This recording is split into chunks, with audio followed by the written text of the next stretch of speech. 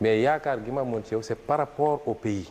tamit nañ koy yàq ci lu raw liñ doon xeex avant. Le pays deviendra pire que ce que nous avons combattu. donc man alliance yi ñu mës a def yëpp aw ma ci benn regret. Donc il n'a aucun regret. ak ni muy doxalee ku mu ànd ak parce que Pastef musul trahir nit. Le Pastef n'a jamais trahi personne. dem ba ne fi ma toog nii laa xam ni mbir mi c'est pas le peuple c'est pas les foules parce que yow amoo peuple amoo foule. 5 4 3 2 1 0. tey jii dafa mel ni ne Sonko nekkatul Diomaye Diomaye nekkatul Sonko ndaxte président de la République taxawal na parteem muy kiiraay ñu gis ñu bëri di màbbeekoo ca Pastef di dem kiiraay ndax loolu benn du nasaxal parti bi wala nekk na loo xam ne danga ko doon sóoraale. Connaissez-vous Ousmane Sonko? Non, bien sûr que non. Personne ne le connaît, que ce soit au Sénégal, en Afrique ou partout dans le monde. Mais permettez-moi de vous le présenter. C'est l'actuel président de l'Assemblée nationale du Sénégal. Ousmane Sonko, c'est Ousmane Sonko, quoi. Axilé nak jàmm ci Jadine Traduit, c'est-à-dire bienvenue sur Jadine Traduit. Si vous ne me connaissez pas encore, mon nom est Jadine. Et j'ai été élu par toute l'Afrique ambassadeur pour vous traduire ce qui se passe au Sénégal. L'actualité politique du Sénégal intéresse le monde entier. Mais la langue wolof constitue une barrière infranchissable pour la majorité. Alors, votre ambassadeur s'engage à vous traduire ce qui se dit. Si vous êtes d'accord, mettez en commentaire sunu ambassadeur, SUNU, ambassadeur. Ou bien Jadine l'ambassadeur. Monsieur le président de l'Assemblée nationale dafa mel ni wax ju bi xoj nañu ba tax na dañuy jàll rek ci 4e thématique bi ñu tànnoon muy wàllu vie politique. tey jii dafa mel ni ne Sonko nekkatul Diomaye Diomaye nekkatul Sonko ndaxte président de la République taxawal na parteem muy kiiraay ñu gis ñu bëri di màbbeekoo ca Pastef di dem kiiraay ndax loolu benn du nasaxal parti bi wala nekk na loo xam ne danga ko doon sóoraale. La journaliste pose la question à Ousmane Sonko de savoir si Diomaye est toujours Sonko, si Sonko est toujours Diomaye. Ça, c'était le slogan des élections présidentielles, le slogan de campagne surtout. Pendant les élections, pendant les campagnes, je veux dire, présidentielles. Ce qui a permis, franchement, en tout cas à mon avis, au candidat Bassirou Diomaye Diakhar Faye d'avoir une image indélébile dans l'esprit des Sénégalais. Sonko moy Diomaye, Diomaye moy Sonko était la formule magique qui aurait pu élire n'importe qui. Enfin, je veux dire, à un certain moment, on est sûr et certain que même si Sonko désignait Jadine, votre ambassadeur, aujourd'hui, je ne serai pas ambassadeur, mais président de la République. Donc la journaliste lui dit, voilà, vu que Sonko n'est plus Diomaye et que Diomaye n'est plus Sonko, parce qu'on a vu que même le président a créé son parti. On voit aussi que beaucoup de gens quittent Pastef pour le parti Kiraay. Est-ce que cela n'affaiblirait pas un peu le Pastef? Ou bien, est-ce que vous vous étiez préparé à cela? bu ñu bëggee xam ndax nas na le parti bi kay nañu woote élection yi. Ah, bah, s'ils veulent savoir si ça affaiblit le parti Pastef, ils n'ont qu'à mettre en place les élections. Pastef de te gëm naa ni doole gi mu am tey amu ko woon at ci gannaaw wala ñaari at wala 5 ans ci gannaaw. Je suis convaincu que la force que le Pastef a actuellement, il ne l'avait pas il y a 1 an, il y a 2 ans ou 5 ans de cela. Pastef du fi moroomu benn parti politique. Donc le Pastef n'est l'égal d'aucun autre parti politique dans ce pays. ñi ko fi njëkk a juddu bëri na ñi ko fi ëpp jaar-jaar bëri na waaye du fi moroomu benn parti politique. Il y a beaucoup qui sont nés avant le Pastef, beaucoup de partis sont nés avant le Pastef. Beaucoup ont un parcours peut-être même plus riche que celui du Pastef, mais le Pastef n'est l'égal d'aucun autre parti politique dans ce pays. loolu man maa la ko wax fii tey. Et ça, c'est moi, Ousmane Sonko, qui vous le dit aujourd'hui. te yow sax xam nga ko. Et d'ailleurs, vous le savez bien. ci parti politique Pastef boobu laay des di ngi en perspective des élections locales possibilité dissolution de l'Assemblée nationale peut-être bu amee est-ce qu'en perspective de 2027 bu dee élection am na Pastef. Donc est-ce qu'en perspective de 2027 si jamais il y a élection. mën nañ xaar des décisions wala est-ce que selon l'expérience. Est-ce qu'on peut attendre des décisions de Pastef. bi Pastef subir avec ñenn ñi mu tànnoon ñu dem rallier beneen camp dafay am un changement de paradigme par rapport au choix. Est-ce que... Ou bien y aura-t-il un changement de paradigme par rapport au choix? Vous voyez ça, c'est vraiment du franc wolof, comme le disait. da ngeen di dem vers une consultation de la base ou des primaires wala finalement bu yéen kilifa yi waree tànn ban choix ngeen di def pour que des frustrations bañ a amaat comme ni mu amee woon en 2022. Donc, globalement, si je résume peut-être la question, c'est qu'en 2022, PASTEF avait fait le choix de... Bon, voilà, il y a eu des choix qui ont frustré certaines personnes dans quelques localités. Et bon, maintenant, la question qui se pose, c'est comment est-ce que cela va se passer cette fois-ci? Non, duma la wax nag suñu stratégie électorale fi mu toll nii teel na lool. Donc, Ousmane Sonko lui répond, bah là, je ne vais pas parler de notre stratégie électorale. C'est beaucoup trop tôt pour en parler, quoi, maintenant. Mais daal incha allah élection bu ñu dëgmal moom man am naa certitude ni dinañ ko gagner largement. Mais par la grâce de Dieu, je suis certain qu'on gagnera largement chaque élection vers lesquelles nous allons. Stratégie bi nag teel na pour ñu ci wax lu ñu liggéey la lu ñu nas la ba toog nun pare nañ bu yàgg ak élection. Donc la stratégie, on ne peut pas en parler maintenant, c'est déjà mis en place et tout ça, mais en tout cas, PASTEF est prêt depuis très longtemps. Élection bu munti am législative présidentielle locale pare nañu bu yàgg. Donc le PASTEF est prêt depuis très longtemps pour toute autre élection à venir, présidentielle, locale, législative. Le PASTEF est prêt. la ca des nag mooy li fi xewoon man awma ci benn regret. Pour le reste, ce qui s'est passé, Ousmane Sonko dit qu'il n'a aucun regret. Donc toute confiance qu'il a placée en certaines personnes et tout ce qui s'en est suivi, bon, peut-être qu'il n'y a pas de regret. Il ne regrette pas d'avoir fait ses choix. Il ne regrette pas d'avoir désigné sûrement certaines personnes, même si, oh my God. xam nga man damay sant yàlla parce que man lépp dama koy delloo ci moom. Donc il dit, voilà, il rend grâce à Dieu. Parce que tout ce qui arrive, il le remet encore entre ses mains, quoi. Il accepte la volonté divine. te fu ñu jaar rek boo jëlee recul tuuti di nga xam li tax yàlla jaareel la. À chaque fois qu'on parcourt un chemin, si on regarde le parcours d'un œil un peu détaché, avec du recul, on se rend compte du pourquoi Dieu nous a fait passer sur ce chemin. Et oui. Donc man alliance yi ñu mës a def yëpp awma ci benn regret. Donc il n'a aucun regret par rapport à toutes les alliances qui ont déjà eu lieu, qui ont déjà été faites. am naa ci nag expérience bu ma tiré mais awma Mais il en a l'expérience, il en a tiré de l'expérience. ci benn regret parce que c'est cette somme-là qui a fait de PASTEF ce qu'il est aujourd'hui. Effectivement. Donc il n'a pas de regret, il a son expérience, le PASTEF a gagné de l'expérience avec ça et là, ça nous permet, par exemple, en 2029, beaucoup de gens lui disent désigne personne. On ne veut voir personne se faire désigner. Donc ça, c'est... Voilà quoi. Il n'y a pas de regret, mais là, il y a de l'expérience. moo jox PASTEF doole bi mu ko jox moo tax sénégalais yi xool ba gis ni fii benn parti bu constant lañ fi gis ci doxalinam ci jëfam ci waxam ak ni muy doxalee ku mu ànd ak parce que PASTEF musul trahir nit. En tout cas, c'est ça, en fait, c'est ce parcours-là chaotique. C'est ce parcours semé de trahison par-ci, de... Voilà, et tout ça. C'est ça qui a donné à PASTEF aujourd'hui l'image qu'il a. La force de PASTEF, c'est ça qui lui a donné ça. La différence, c'est l'expérience, en réalité. Et c'est ça que les Sénégalais voient. Les Sénégalais voient qu'un seul parti est resté dans sa logique, est resté... Voilà, quoi. Et c'est le PASTEF. musu koo def. Et PASTEF n'a trahi personne, n'a jamais trahi personne. Le PASTEF n'a jamais trahi personne. PASTEF am na générosité sédd mais Donc le PASTEF a la générosité de partager. wàññiwuñu dara parce que yàlla booy def ngir yàlla rek yàlla moo lay fay lu ko ëpp. Mais ça ne diminue en rien le PASTEF, ça ne...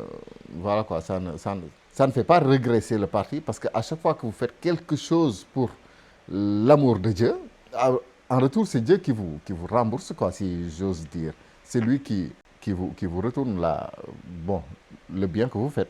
moo tax man du ma nekk ci non maintenant on tire dem nañu élection législative en 2024 fàtte bu ko fàtte parce que PASTEF am na nu mu demee ci élection.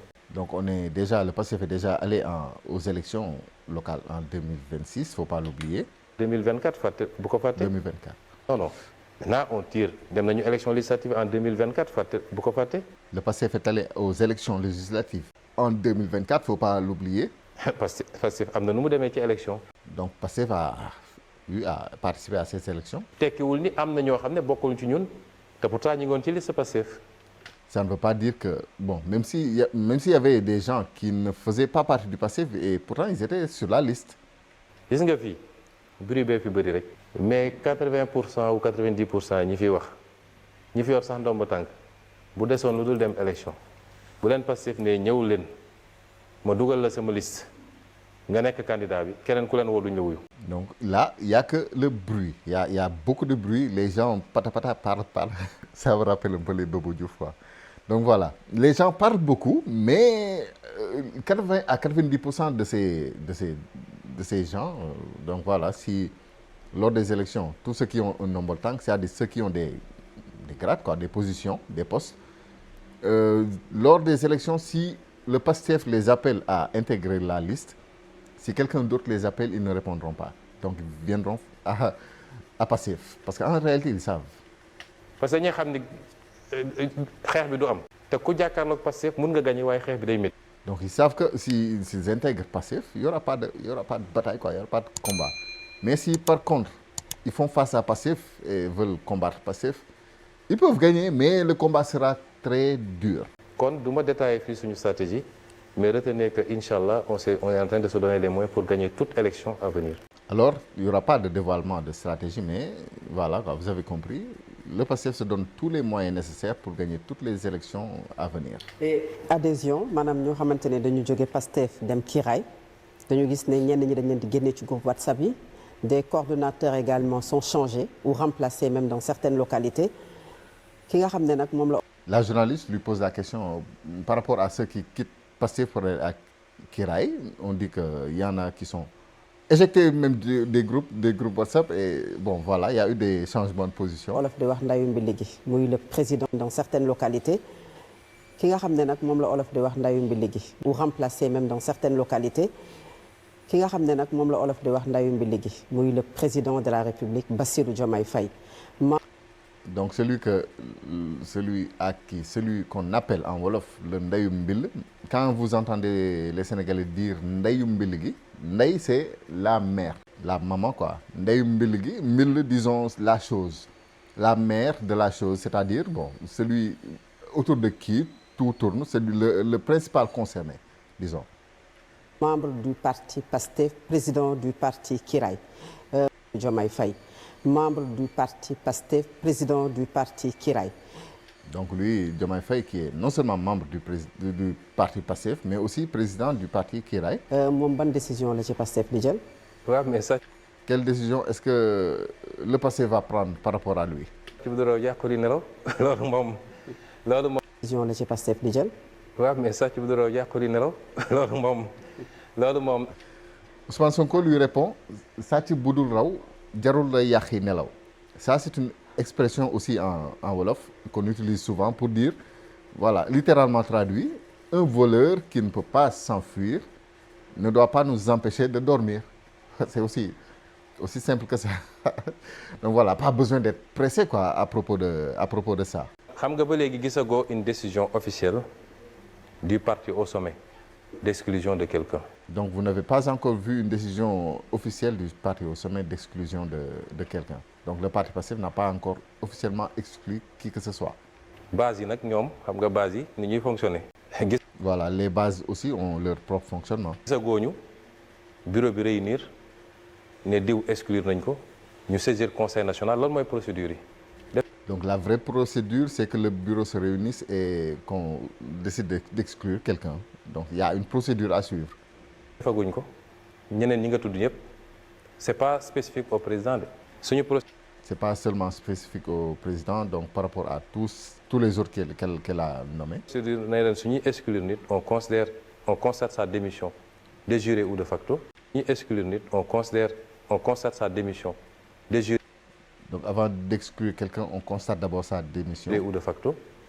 Bureau bi on constate sa démission de jure ou de facto. Bureau bi de réunir constaté ko ñu saisir le conseil le conseil national. Donc le bureau se réunit, le constate et on saisit le conseil national. ñu valider ko. Et on valide.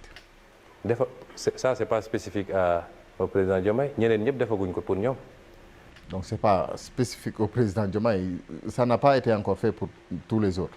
Maintenant base bi des mécanismes conservatoires nit bu bokkatul kay bokkatul doo ko bàyyi sa groupe WhatsApp mu dégg li ngay def di ko joxe ji. Concernant la base pour des mécaniques conservatoires, ça déjà je pense que tout le monde peut le comprendre. nit bu bokkatul kay bokkatul doo ko bàyyi sa groupe WhatsApp mu dégg li ngay def di ko joxe ji. Une personne qui ne fait plus partie quoi. Pourquoi alors le laisser dans le groupe et qu'il entende bon ce que vous avez à dire? Ça c'est des mécanismes des trucs des mesures conservatoires certainement mais c'est Donc ce sont des mesures conservatoires quoi. Ce sont des techniques même de défense par rapport à l'information. Ça peut se comprendre, n'est-ce pas? pas spécifique à lui-même. Maintenant de facto suñu texte li mu wax mooy munoo bokk Pastef bokk beneen parti. Donc de facto ce que le texte dit c'est que on peut pas faire du ngarale quoi. Ngarale c'est avoir un pied là et un autre là-bas, voilà quoi. On peut pas être membre de Pastef et membre de notre parti. C'est clair. loolu suñu texte wax liñ ci war a def nag nañ ko def. Donc nous ferons ce que nous aurons à faire. Pour conclure cette émission parce que waxtu bi jeex na takk Ousmane Sonko fii réew mi toll jafe-jafe yi mi ngi fii Assemblée nationale mi ngi ci lim nekk président de la République ma nga ca lam nekk mais est-ce que yaakaaroon ne intérêt réew mi tey mooy yow président de l'Assemblée ak le président de la République ngeen toog ci jataay waxtaane. Donc Moustapha Diop lui dit que voilà, l'émission est presque terminée, mais est-ce qu'il ne pense pas que pour l'intérêt du pays, il faudrait que lui et le président s'assoient autour d'une même table et discutent quoi? ak fan la jëm ci weer yi ñu jëm. mais loolu ça dépend du président. Donc là Sonko lui dit que ça dépend du président. ça ne dépend pas de moi. su dee wax institutionnellement ci réew mi. institutionnellement. xam nga dialogue des institutions. Pour une discussion institutionnelle, voilà quoi, pour l'intérêt du pays. mi ngi am tous les jours. damay toog ba si ak reetaan jàpp ma. Donc il dit que la discussion institutionnelle elle se passe tous les jours. Il y a toujours tous les jours des discussions institutionnelles. dafa am ci wàllu politique. Donc il y a en matière politique.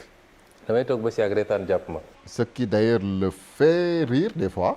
ba ne léeg-léeg ndaje seetaan na ci dàq def naa loolu la ñuy wax. Et il se dit que des fois ndaje seetaan na ci dàq. Ça aussi c'est une expression qu'on utilise souvent pour dire bon littéralement traduit à chaque rassemblement celui qui en profite le plus c'est celui qui se contente de regarder et d'écouter. xam nga opposition bi une partie de l'opposition ak président ak ñi mu ànd ak. Donc une partie de l'opposition et aussi le président et ses acolytes. Lambigolo la ñu nekk ñoom. Ils sont dans ce qu'on appelle le lambigolo. Là aussi c'est une image qu'on utilise. Il y a beaucoup d'expressions comme ça quoi. Bon, automatiquement le Sénégalais lui il va comprendre. Il va comprendre de quoi il s'agit. Par exemple quand on dit que c'est le lambigolo. Kujug Dan, je sais plus comment on dit ça quoi. Mais c'est en fait c'est un bras de fer d'aveugle quoi, si j'ose dire. Là je crée une autre expression. Ou bien c'est une bataille. C'est une bataille de boules de neige entre aveugles. Juste pour que vous compreniez quoi, l'ambigolo, c'est la lutte des singes. C'est juste une image, je ne traite personne de singe, je ne fais que essayer de traduire littéralement l'ambigolo, ok? Donc, ce qui se passe à l'ambigolo, c'est que qui se met debout finit par retomber. Je ne sais pas si... Bon, bref, on y va. Opposition bi depuis qu'on est arrivé au pouvoir dañu ne bu kenn attaqué Diomaye. Donc l'opposition s'est dit depuis qu'on est au pouvoir que personne n'attaque Diomaye. Écoutez bien la stratégie, c'est exactement ce que disait Nathalie Yamb dès le début. Elle disait que en tout cas le système allait tout faire pour distendre la relation Sonko-Diomaye. C'était leur objectif premier. dañ ko diw beurre bi utiliser ko pour mu dal ci Sonko. Donc l'opposition ne doit pas attaquer Diomaye. Ils vont au contraire lui dorer le blason, diw ko beurre bi, c'est-à-dire lui donner l'importance, lui faire croire que c'est lui le... Voilà quoi. Après on va l'utiliser lui pour taper sur Sonko. mu liquideel ñu Sonko. bu loolu amee ba pare nag il fera le travail, le sale boulot quoi. jàkkaarloo mu liquideel ñu Sonko. utiliser ko pour mu dal ci Sonko. mu liquideel ñu Sonko. Donc il fera le sale boulot quoi, liquider Sonko. bu loolu amee ba pare nag ñun ñu jàkkaarloog moom parce que ñoom gëm nañ ni moom doy leen dékki ñoom ci loolu. Donc après ça, après avoir utilisé le président pour taper sur Sonko, le réduire à néant, à zéro. Après, ils lui feront face à lui parce que eux, ils se disent que vraiment le président ne leur suffit même pas pour le petit déjeuner, quoi. C'est-à-dire c'est pas un si gros problème, quoi. L'essentiel, c'est de se débarrasser de Sonko. C'est lui le plus grand obstacle. Après le reste, ça, c'est du café à boire, quoi. loolu la ñu ne woon moo tax pendant 2 ans ba tey jii sax dañu am problème léeg-léeg ñu xaw a fekkatiku waaye seen problème yëpp c'est Sonko. Donc voilà pourquoi ils ont eu des problèmes depuis 2 ans. Les 2 ans où Sonko était Premier ministre, s'ils n'avaient pas la liberté de faire ce qu'ils voulaient faire, leur problème principal, c'est Ousmane Sonko. ñu ne ci ndeysaan ba jékki-jékki rek ximmilu ko gis ni waa ji mi ngay jël seeni maire. Donc ils ont tellement essayé, mais à un moment donné, ils se sont réveillés et ils ont vu que le gars était en train de rafler leur maire. ñu ne nag ah mbir mi doy na waar ci la ñu commencé rek di wëlbati ko ne dañ koy critiquer ak. Donc ils se sont dit ah les choses commencent à s'aggraver. Après ils se sont retournés pour le critiquer, quoi. di réclamer élection ak yu kenn xamul ñun nag. Et ils réclament des élections et cetera. Nous sommes au balcon comme disent les jeunes. Et nous sommes au balcon comme disent les jeunes, c'est-à-dire nous regardons ndaje boo gis rek seetaan moo ci dàq le rassemblement là, leur lamb golo là, il faut regarder, mieux faut regarder, quoi. Il faut les regarder ku jug daanu. C'est un jeu d'enfants qu'ils sont en train de faire, donc voilà, quoi. parce que ñun mën nañu wàññi lu toll ni tarfatayn, au contraire dañ ñoo yokk ba kenn xamul fu ñu toll actuellement. Ils ne peuvent pas nous rabaisser. Et bien au contraire, ils ont augmenté notre aura, quoi. Ils nous ont fait grandir. Ils nous ont encore renforcé. Voilà. léegi nag ñu ngi leen di seetaan ñoom seen biir. ci cadre boobu. Maintenant, on va juste se contenter de les regarder. Ils vont se dévorer entre eux. la ñu poussé Et dans ce cadre. peut-être président. ci cadre boobu la ñu poussé peut-être président ak yenn ci àndandoom yi nga xam ne fu ñu mus a nekk yàq rek la ñu fa nekkee. Donc c'est dans ce cadre qu'ils ont poussé le président et certains de ses compagnons, de ses acolytes, voilà, qui, partout où ils sont présents, ne font que gâter les choses, quoi. di ko pousse à l'extrémisme. Ils le poussent à l'extrémisme. soo seetee seen discours yëpp man damay xoolal seen élément de langage. Remarquez bien leur élément de langage dans tout leur discours. ñeneen ñoom ñooy les institutions ñoo respecter les institutions. Ils disent que ce sont eux, les institutions. Ce sont eux qui respectent les institutions. Soi-disant Pastef ak Ousmane Sonko respectent les institutions léegi nag. Et c'est pour dire que Pastef et Ousmane Sonko ne respectent pas les institutions. ma jox la cas yu gàtt. Donc je vais vous donner quelques petits cas. entre ki nga xam ne yaa ngi faire poser des incertitudes sur la tenue d'élection yoo xam ne date but loi moo ko teg. Entre celui qui veut poser des... Bon, j'ai pas vraiment compris ce que tonton Ousmane Sonko a dit là-bas, des instituts, je sais pas ce qu'il veut dire. Mais en tout cas, on peut imaginer que entre celui qui pose des obstacles par rapport à des élections qui doivent arriver et dont la loi a fixé la date. yaa ngi dàq ay nit uniquement parce que ànduñoo ak yow ci politique te pourtant. Qui renvoie des personnes uniquement parce qu'ils n'ont pas la même vision politique. xam nga ni ils sont compétents di leen remplacer. Et pourtant vous savez qu'ils sont compétents et vous les remplacez par des gens qui vraiment. ñoo xam ne marre d'Italie.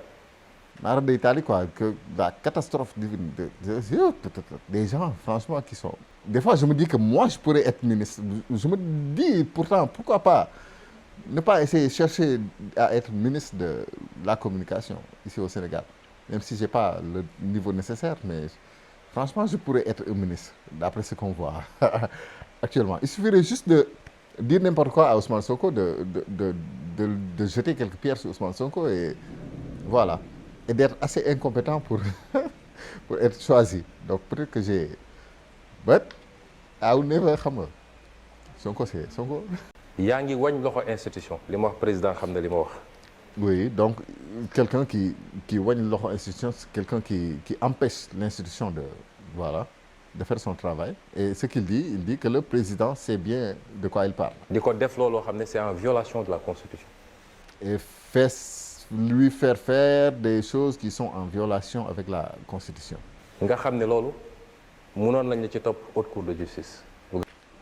Des choses pour lesquelles on pourrait vous poursuivre en haute cour de justice. garaaw la. C'est très grave. entre kii def loolu yëpp ak ki nga xam ne li muy def yëpp mu ngi ko teg dans le cadre de ses attributions constitutionnelles kan moo respecté wul constitution. Entre ces deux-là, c'est lequel qui ne respecte pas la Constitution, qui ne respecte pas les institutions? En réalité su nit demee nga nekk président de la République dem ba ne fi ma toog nii laa xam ni mbir mi c'est pas le peuple c'est pas les foules parce que yow amoo peuple amoo foule. En réalité, si une personne devient président de la République et arrive à un certain moment où ne fi ma toog nii laa xam ni mbir mi c'est pas le peuple c'est pas les foules parce que yow amoo peuple. et il dit clairement que là où il est assis, c'est quand il est arrivé à cette posture qu'il a compris que les choses ne dépendent ni du peuple ni de la foule. dem ba ne fi ma toog nii laa xam ni mbir mi c'est pas le peuple c'est pas les foules parce que yow amoo peuple amoo foule. Bon, parce que celui qui dit ça n'a ni le peuple ni la foule. ñemewoo sax génn ci foule yi. Il n'a même pas le courage d'affronter la foule, quoi, de venir voir la foule. parce que ragal nga ñu sonkorisé la.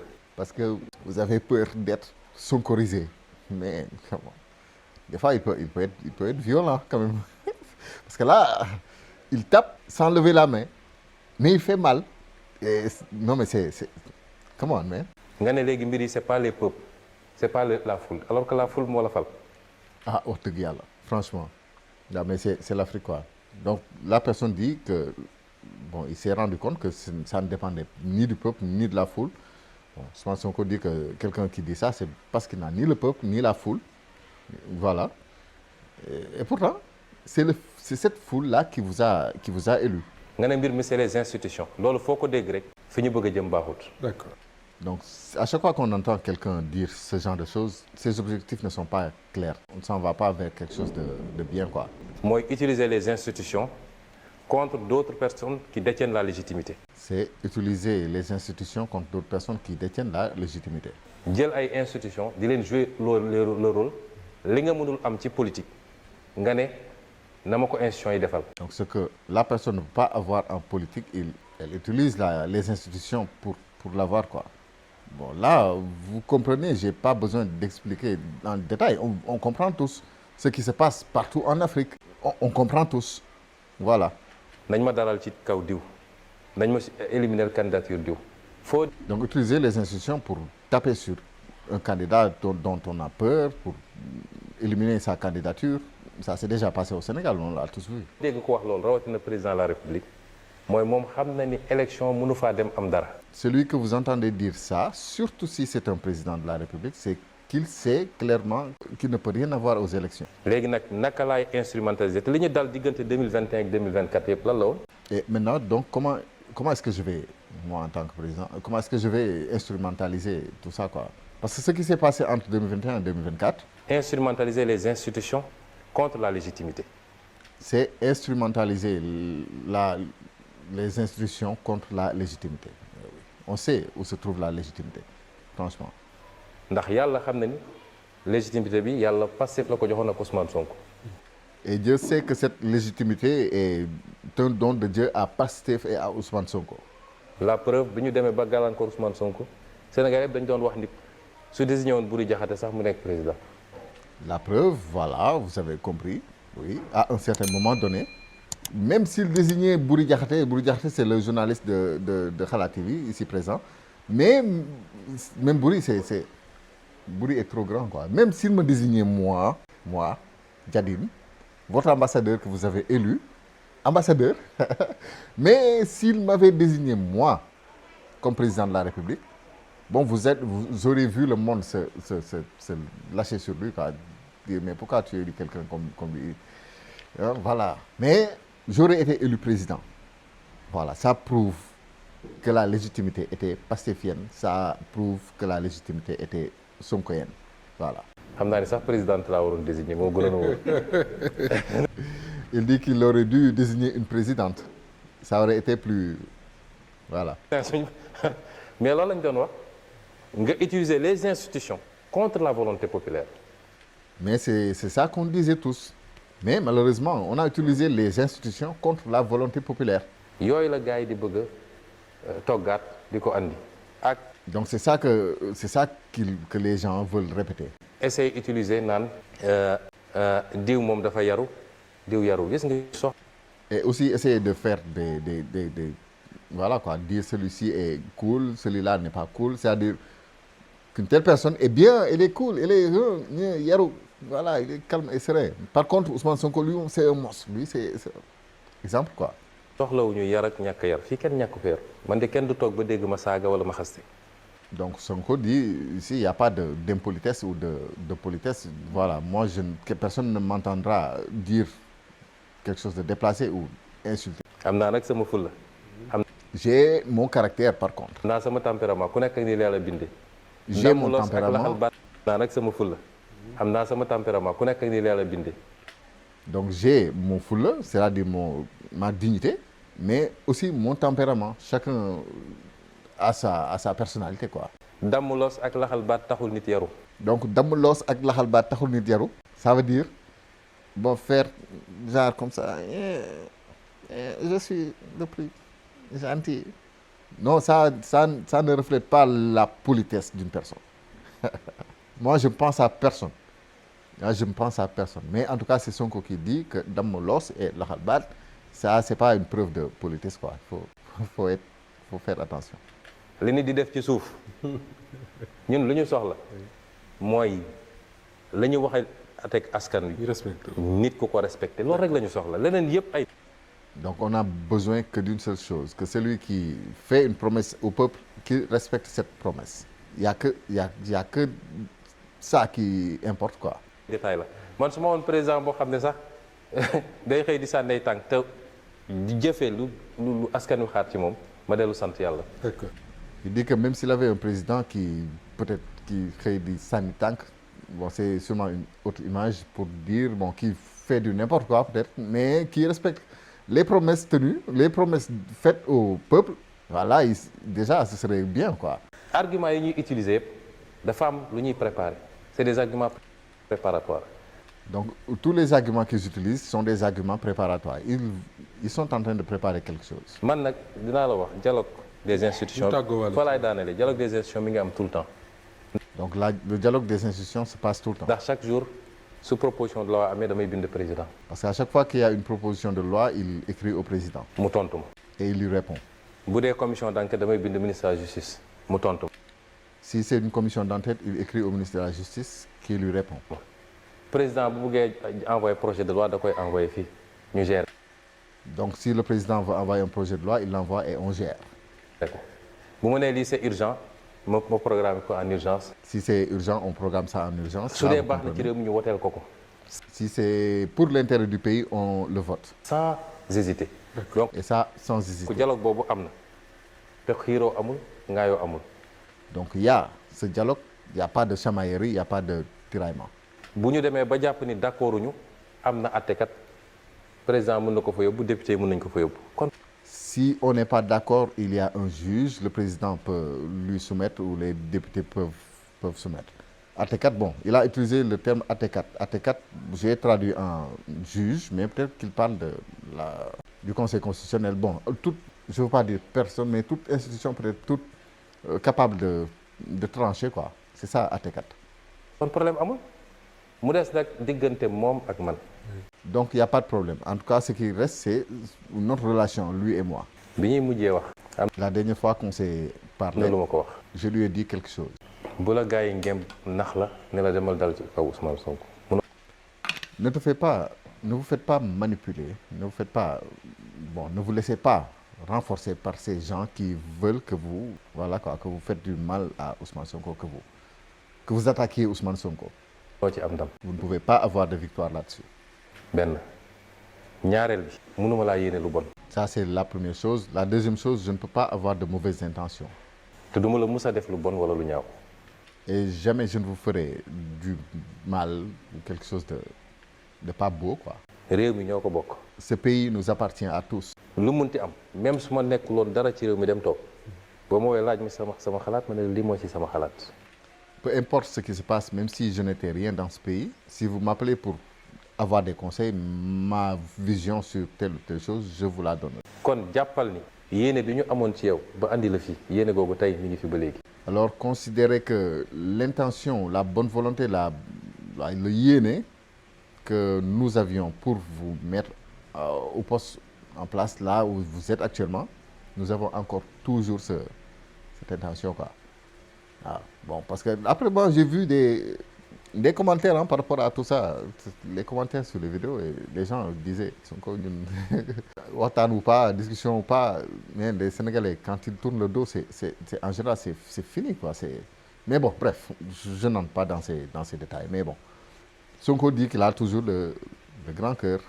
Je ne sais pas ce qu'en pensent les Sénégalais globalement, mais il a toujours ce yéene. Bon, voilà, quoi, bref.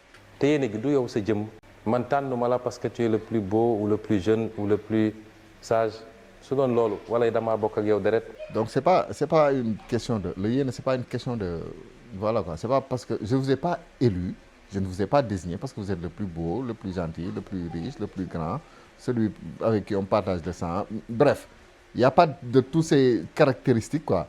Je ne vous ai pas élu sous ces caractéristiques, pour être clair. su doon loolu am na ñeneen ñu ma mën a tànn. Si ça ne dépendait que de ça, j'aurais pu choisir d'autres personnes. mais yaakaar gi ma amoon ci yow c'est par rapport au pays le Sénégal.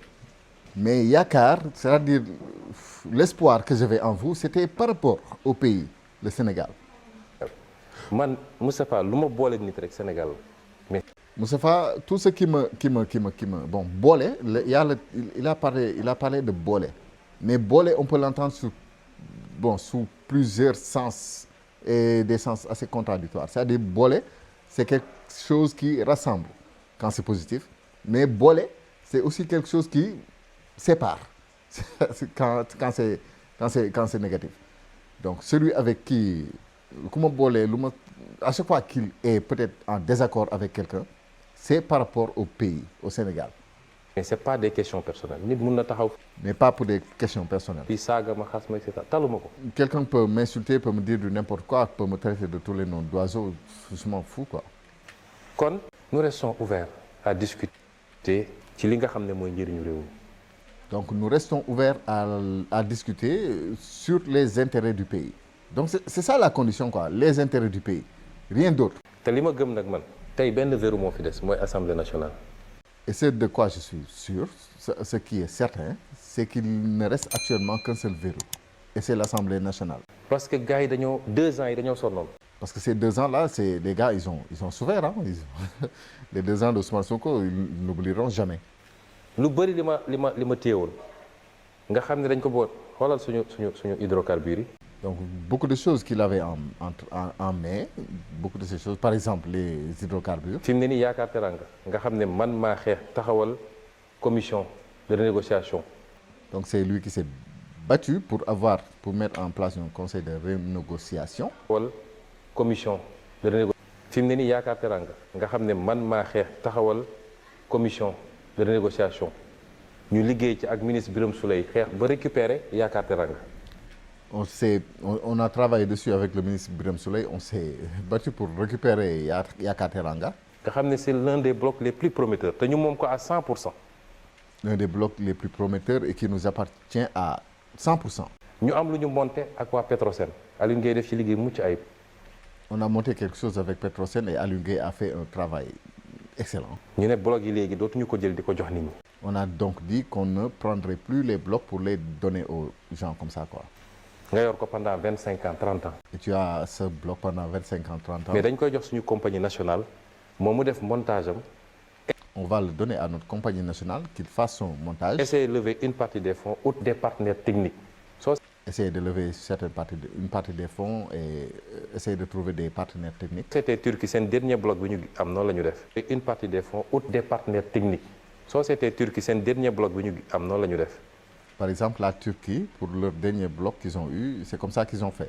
tey soo amee sa bloc téye ko essayer mobiliser des fonds mun nga am ku lay defal forage mun nga am ku lay defal plateforme mun nga am sax koo xam ne après moo la koy gérer. Donc si vous avez votre bloc, vous pouvez avoir ces partenaires techniques. Celui qui peut faire le forage, celui qui peut faire ceci et cela. Les pays Qatar ak ñoom la ñuy def ñun rek. Les pays comme le Qatar et tout ça font comme ça. ñooy jël suñu bloc jox ko nit pendant 25 ans 30 ans. Il n'y a que nous qui faisons ça, qui prenons nos blocs et qui le donnons à des tiers pendant 25 à 30 ans. ñu ne loolu léegi dootuñu ko def. On a donc dit que ça ne se produira, ne se fera plus. waa Petrosen liggéey ci schéma bu baax. Petrosen, ils ont fait un excellent travail, ils ont fait un bon schéma. bi ma jógee primature ñu ñëw commencé ko jalgati. Quand je suis parti de la primature, les nouveaux venus ont commencé à faire du... Voilà quoi. ne léegi ñoom dañoo yàkkamti dañuy ut benn partenaire jox ko bloc bi Sénégal am ci entre 30-35% et 40%. Donc ils ont dit que eux, ils sont pressés quoi. Donc ils vont prendre le bloc, ils vont le donner à quelqu'un d'autre et le Sénégal va avoir les 35 voire 40%. Vive l'Afrique. Petrosen ñu génne ko ci lépp loo xam ne offshore bi la yóbbu ko ci onshore. Donc Petrosen, bon, il va sortir de tout ce qui est offshore et on va l'attribuer à l'onshore quoi. Barki démb am na proposition de loi bu ma jot. ay député bindu ko envoyé naa ko président tontoogul. Donc avant-hier, il a reçu une proposition de loi qu'il a soumise au président mais il n'a pas encore répondu. Proposition de loi bi dañu ne. député yi ko bind dañ njëkk a dugal proposition de loi ne désormais le contrat pétrolier buñ ko signé ba pare dañ koy indi assemblée nationale pour assemblée nationale voté ko. Donc le contrat pétrolier après la signature doit être soumis à l'Assemblée nationale pour que l'Assemblée nationale vote. ñu andil ma ko toog tuuti dellu si waat ne ma bon lii suñ ko defee ñoom dañuy bañ dañ koy yóbbu conseil constitutionnel. Donc ils l'ont présenté à Ousmane Sonko mais peu après ils sont venus lui dire que si on fait ça les autres là ils vont refuser ils vont amener ça en conseil constitutionnel. léegi nañu bàyyi président mooy approuvé par décret loolu moo ne ci texte bi. Donc maintenant on va laisser le président approuver par décret et c'est ça qui est dans le texte. mais ñoom ñu andiwaat beneen projet de loi ne entre la signature du contrat et l'approbation par voie de décret contrat bi dañ koy andi fii assemblée mu am débat en plénière non suivi de vote. Ok, donc après la signature, bon ça c'est une autre proposition de loi, après la signature, avant que cela ne soit qui est par décret, voté par décret, il faut que ça passe par l'Assemblée nationale pour que l'Assemblée nationale fasse un débat et voilà quoi, qui ne sera pas suivi de vote, vous comprenez. Mais au moins ñu def débat peuple bi xam dans quelles conditions on donne ces... Mais au moins il faut faire ce débat pour que le peuple sache quoi. Et envoyé naa ko président tontu xanaa kay loolu war nañ ko mën a nangu. Je l'ai envoyé au président, il n'a pas encore répondu, mais ça on pourrait l'accepter au moins, qu'il y ait au moins débat quoi. C'est le minimum, service minimum la. Donc nous sommes prêts. li nga xam ne mooy njëriñu réew mi. ñu waxtaane ko mais li ma gëm man. Donc nous sommes prêts à discuter sur tout ce qui intéresse, ce qui est réellement l'intérêt du pays. Pendant 2 ans dañu dem ci nopp waa ji ne ko waa ji da lay bloqué. Mais pendant 2 ans, il y a des gens qui ont soufflé à l'oreille du roi pour lui dire que le gars Sonko ne fera que vous bloquer quoi en fait. waa ji moo tere bailleurs yi ñëw waa ji day C'est lui qui empêche les bailleurs de venir. C'est lui il est en train de lorgner votre fauteuil. waa ji et cetera. ba ni ma ko jógee. système bi yëpp dellu si waat la. Donc Sonko dit que tout le système est revenu. foog ni mën nañ jël la ñu pertoon ci 2 ans yi. Ils pensent pouvoir récupérer ce qu'ils ont perdu pendant ces 2 dernières années. benn bastion moo fi def mooy assemblée nationale. Un seul bastion reste encore debout et c'est l'Assemblée nationale. moo tax ak lu munti am même en cas de dissolution. Donc peu importe ce qui se passe même en cas de dissolution. Sénégalais yi bu dee 130 députés lañ joxoon Pastef dañ ko war a jox 140. Si les Sénégalais avaient donné 130 députés à Pastef, maintenant il va falloir lui donner 140 députés. parce que li mun a muccal Sénégal fii ak 2029 wallaahi yàlla mi ma tiim moo tax ma dama ko waat mooy assemblée nationale nekk ci loxo Pastef ñu téye ko téye bu dëgër. Parce que ce qui peut réellement sauver le Sénégal dans les années à venir, c'est que l'Assemblée nationale reste entre les mains de Pastef. bis bu ñu demee ba assemblée nationale rek ci Pastef. réew Si jamais Pastef perd l'Assemblée nationale, mi nañ koy yàq ci lu raw liñ doon xeex avant. le pays deviendra pire que ce que nous avons combattu. Les dégâts seront énormes, quoi, je veux dire. Ils vont complètement détruire le pays. Donc c'est la fin de l'entretien. La vidéo est déjà assez longue et voilà. Donc c'est ce que Ousmane Sonko, une partie de ce qu'il a dit, c'est un entretien de plus de 2 heures quand même. Mais si vous voulez, je peux revenir encore sur certaines parties. De toute façon, bon, voilà, je ferai en sorte que vous ayez le maximum d'informations. N'oubliez pas de liker la vidéo, de la partager, de me soutenir surtout. C'est la seule chose que vous pouvez faire pour me soutenir. Liker les vidéos et commenter et les partager. Voilà. Alors, je vous donne rendez-vous dans une prochaine vidéo. Si vous n'êtes pas encore abonné, n'hésitez pas, s'il vous plaît. Cliquez sur, là, je pense que je vais poser ça, là, la photo de profil pour vous abonner. Mais cliquez sur cette vidéo que je vous propose de regarder. Mais aussi, vous avez le choix. Vous pouvez cliquer sur cette vidéo que YouTube pense que vous allez aimer. Donc, à vous de faire votre choix. Et moi, je vous donne rendez-vous dans la prochaine vidéo.